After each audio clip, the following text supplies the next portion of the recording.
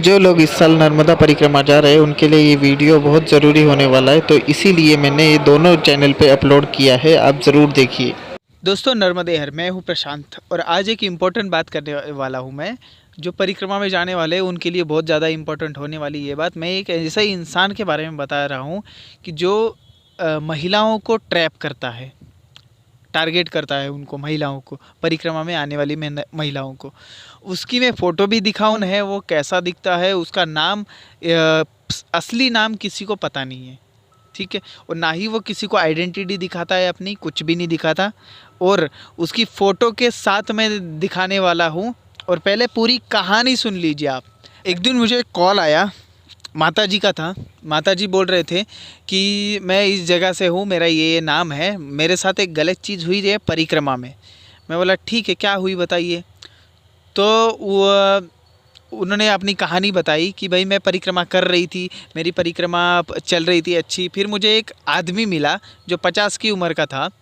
उसने अपनी कहानी बताई, हमारे साथ अच्छी अच्छी बातें करके, फिर दोस्ती करके वगैरह कहानी बताई। उसने ये बताई कहानी उसने कि मेरा परिवार पूरा, जो केदारनाथ में बाढ़ आई थी ना, उस बाढ़ में चला गया था मेरा परिवार पूरा। अब मैं अकेला हूँ, मेरे पास करोड़ों की संपत्ति है, मैं विदेश में प्रोफेसर था, जॉब पे था, मेरे पास अभी करोड़ों की संपत्ति है, क्या करूँ उसका कुछ समझ में नहीं आ रहा। इसलिए मैं परिक्रमा में अपने दुख में निकल चुका हूँ, अभी मैं दुख में हूँ बहुत, ठीक है। ऐसी कहानी बताई तो इमोशनल उनसे अटैचमेंट हो गई। मतलब हाँ, दुखी व्यक्ति है। परिक्रमा उनकी पूरी हो चुकी, माताजी की परिक्रमा पूरी हो गई। उसके बाद में उसने जब फ़ोन नंबर तो लिया ही था, फिर उसने बोला कि हम अपना आश्रम डालते हैं नर्मदा जी के किनारे। तो माताजी बोले अच्छी बात है, हम अपना डालेंगे, आप कुछ मिलाइए पैसे, मैं कुछ मिलाती हूँ, तो फिर अपना डालेंगे तो अच्छा हो जाएगा, एक आश्रम रह जाएगा, अपने अपन सेवा भी कर पाएंगे। तो इसलिए उन्होंने, माताजी जिस जगह रहते हैं उस जगह से ट्रेन पकड़ के नर्मदा जी के किनारे आ गए। नर्मदा जी के किनारे आने के बाद में इधर आश्रम का कुछ पता नहीं था। उसने बोला कि हम उसकी फॉर्मेलिटी करने के लिए, कागज़ पत्र वगैरह के लिए हमें इंदौर जाना पड़ेगा। इंदौर जाना पड़ेगा, मतलब नर्मदा जी का पास वाला शहर, इंदौर जाना पड़ेगा। तो हम चलते हैं वहाँ पे, फॉर्मेलिटी वगैरह करते हैं, फिर हम आते। वहाँ पे ले गया वो बंदा उन माता जी को, उनके साथ गलत चीज़ें हुई। भीड़ वाले इलाके में देख के वो उनको छोड़ के भाग गई माता जी। फिर वो अपने शहर पहुँच गए, ठीक है। वो शहर का भी नाम नहीं लेना चाहता मैं, शहर पहुंच गए। फिर शहर में पहुंचने के बाद में उन्होंने परिवार वालों को सब बताया कि ऐसा ऐसा हुआ मेरे साथ। फिर उन्होंने फिर मेरा चैनल देखा ही था, पहले से ही देखते थे, तो इसलिए मुझसे कांटेक्ट किया कि भाई ऐसी चीज़ें दूसरों के साथ ना हो, इसलिए आप बताएं, नर्मदा जी के किनारे रहते हैं तो इसलिए मैं ये वीडियो बना रहा हूँ। और उस इंसान का मैं प्रॉपर फ़ोटो दिखा रहा हूँ। ऐसा इंसान अगर मिले तो उससे प्लीज़ दूर रहिए, ठीक है। और ये जो भी लेडीज़ जा रही है उनको प्लीज़ शेयर करिए ये वीडियो, ठीक है। स्क्रीन पे एक फ़ोटो दिख रही है आपको, इस इंसान का चेहरा ठीक से देख लीजिए आप। ये इंसान है वो खुद का नाम बिपिन या फिर विनीत ऐसा बताता है, किसी को राहुल बताता है, किसी को कुछ बताता है। असली नाम वो दिखाता भी नहीं है किसी को, आईडी, और किसी को बताता भी नहीं है। लेकिन इस बंदे का चेहरा देख लीजिए। उससे भी अच्छी मैं और एक बात बताना चाहता हूँ, उससे भी ऊपर वाली बात, ठीक है। अब इन बातों का क्या सबूत है मेरे पास कि भाई ऐसा हुआ उसके साथ, इसी बंदे ने किया, क्या सबूत है? या फिर ये बंदा ऐसा करता है, ये मैं पर्सनली ये सारी चीज़ें सोशल मीडिया पे उसकी फ़ोटो के साथ क्यों बता रहा हूँ? तो इसलिए बता रहा हूँ क्योंकि वो बंदा मुझे भी मिला था, ठीक है। उसने भी सेम यही बातें जो मेरे साथ माताजी थे ना, उनके साथ भी की थी।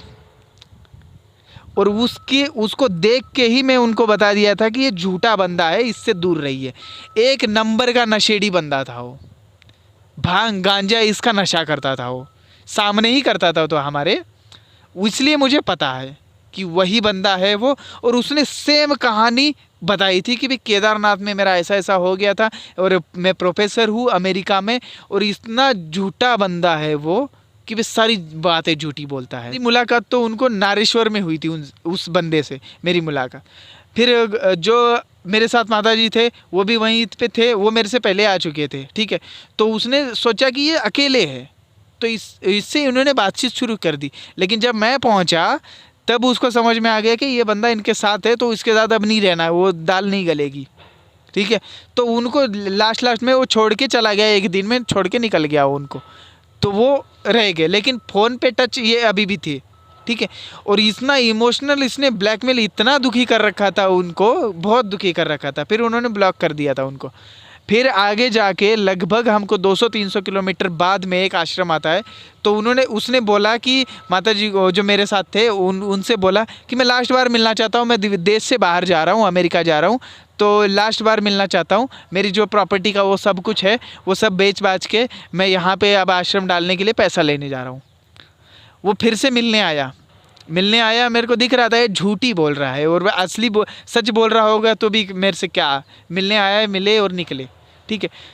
वो मिला बंदा, फिर भी मिल के चला गया। अब हमको विश्वास हो गया था बाहर चला गया है, उन माता जी को भी हो गया था मेरे साथ वाले की, और बाहर चला गया है। लेकिन ऐसा हुआ ही नहीं, वो बाहर गया ही नहीं। वो हमारी परिक्रमा पूरी करने के बाद में कुछ दिनों बाद फ़ोन आता है कि मैं गया ही नहीं था, और इजीली पता लग रहा था कि वो गया नहीं था, यहीं का दूसरा नंबर था वो, और उससे झूठ बोल रहा था सब। लेकिन फिर बाद में उन्होंने बिल्कुल डिस्कनेक्ट कर दिया उसका सब कुछ, मतलब ब्लॉक वगैरह सारी तरफ से कर दिया, और जितने नंबर आते थे ब्लॉक करता गया। लेकिन यही सेम कहानी जब उनसे मैंने सुनी ना, तो मेरे को पूरा विश्वास हो गया ये बंदा वही है, और ये केदारनाथ का जो स्टोरी बताता है वो वही बंदा है, ठीक है।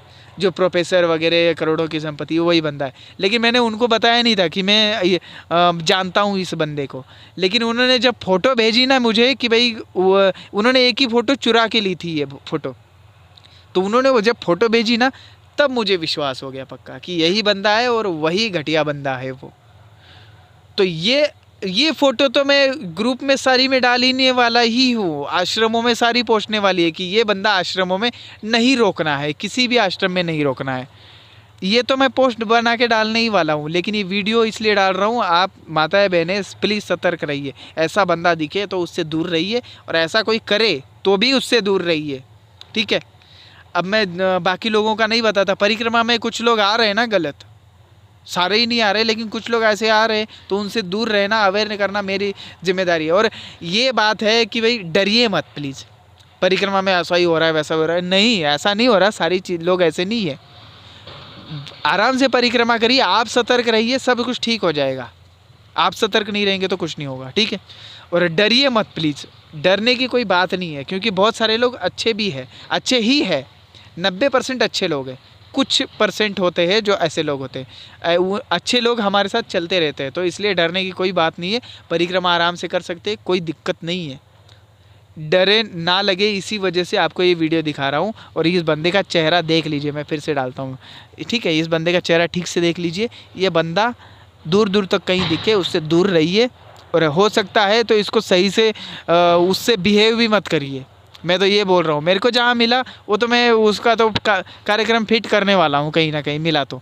आश्रमों में भी जो भी आश्रमधारी देख रहे हैं, जो भी साधु संत देख रहे हैं, इसको सही से देख लीजिए। इस बंदे को अपने आश्रम में रुकने को मना कर दीजिए, उसको गांव में भी रुकने को मना कर दीजिए। और वो आता है परिक्रमा के दौरान ही आता है, परिक्रमा जब चालू हो जाती तभी आता है, नर्मदा खंड में। और सबको लगता है परिक्रमावासी है, क्योंकि वाइट परिक्रमावासी के भेष में आता है, तो सबको लगता है। लेकिन सतर्क रहिए, ठीक है। इस चैनल को सब्सक्राइब करिए, ऐसी नई नई जानकारी और अच्छी अच्छी जानकारी जो सच होगा वही बताऊंगा मैं। इस चैनल को सब्सक्राइब करके रखिए तो आपका फ़ायदा हो जाएगा। चलिए आज के लिए इतना ही। नर्मदे यार, हर हर महादेव।